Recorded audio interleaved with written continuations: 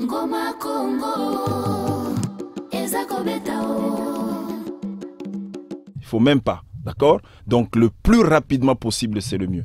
Ok? Il faut que les gens comprennent ça. Parce que plus vous gardez le corps, et surtout dans nos conditions où nous n'avons pas toujours des morgues bien sécurisées en termes de chaîne de froid, en termes de permanence de courant, donc c'est toujours un danger de garder un corps contaminé de la Covid-19 à la morgue. Le meilleur, c'est de l'enterrer le plus rapidement possible pour diminuer drastiquement le risque de contamination.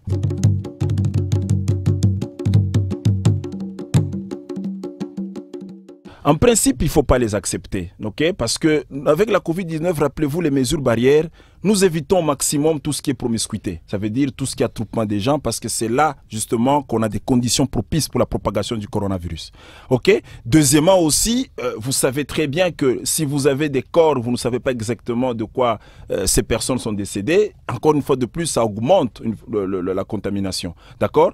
Alors, pour éviter ça, je crois que vous avez vu, on a essayé de demander qu'on diminue sensiblement tout ce qui est regroupement d'abord, parce que déjà là, le facteur de contamination est très élevé, mais aussi qu'on évite des manipulations ou des rites autour des corps. Donc, tous ces facteurs-là, qu'on appelle mesures barrières, permettent justement d'éviter la propagation du coronavirus. Et donc, je crois qu'il faut y tenir. Et si aujourd'hui, on arrive quand même à faire des avancées, c'est aussi grâce à l'application de ces mesures-là qu'il faut continuer jusqu'à ce qu'on ait vraiment un niveau très résiduel des cas de coronavirus en RDC.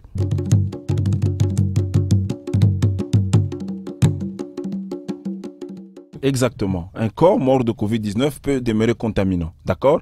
N'oubliez pas que le virus est présent dans les liquides du corps, n'est-ce pas? Vous le savez bien, le liquide au niveau de la gorge.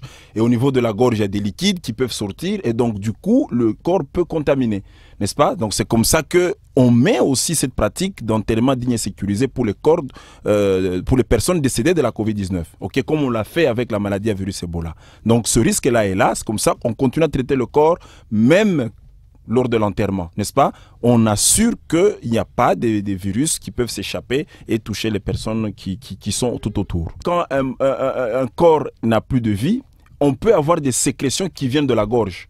On peut avoir des sécrétions qui viennent du nez, n'est-ce pas? Ces sécrétions-là, en sortant, peuvent ramener le virus. Okay? Vous avez déjà vu plusieurs fois un exemple qu'on met par exemple de l'ouate au nez des personnes décédées. Pourquoi? Parce qu'il y a parfois des liquides qui viennent. Mais ces liquides viennent justement du fin fond de la gorge, du fin fond du nez. Là où justement on peut retrouver le virus, le coronavirus. Et donc en faisant comme ça, on essaie justement d'éviter aussi que le corps ne puisse contaminer. Donc ces liquides qui viennent peuvent être contaminants et toucher les personnes qui ne l'ont pas auparavant. Ngoma Congo, ezako betao.